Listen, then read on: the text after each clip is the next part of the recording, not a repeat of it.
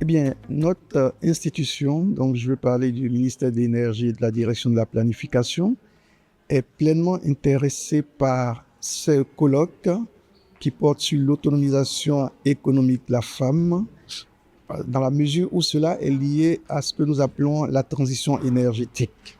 Et il faut noter qu'au niveau du Bénin, notre pays a opté résolument pour une transition vers les énergies vertes.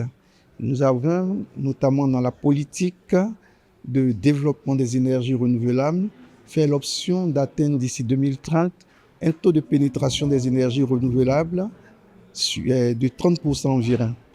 Il faut ajouter que les énergies renouvelables sont un secteur, en dehors du fait de nous permettre de lutter contre les changements climatiques, c'est aussi l'opportunité pour développer des emplois qu'on appelle emplois verts. Et cela est favorable aux femmes.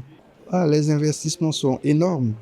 Il faut juste regarder le programme d'action du gouvernement du Bénin qui a mis en bonne place tout ce qui est développement des énergies renouvelables, notamment le solaire.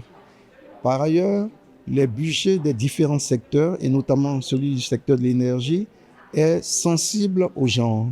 Et cela se fait avec les différents partenaires, dont l'Union européenne. Je dirais que on doit avoir confiance parce que tous les travaux sont faits dans ce sens, tout est planifié dans ce sens. Et en juger déjà les actions qui existent, déjà je vous ai parlé tout à l'heure des budgets sensibles au genre, tout est fait pour qu'on puisse atteindre les objectifs, voire les dépasser. Mais c'est sûr qu'il ne s'agit pas de se croiser les bras, il faut se battre au quotidien pour y arriver.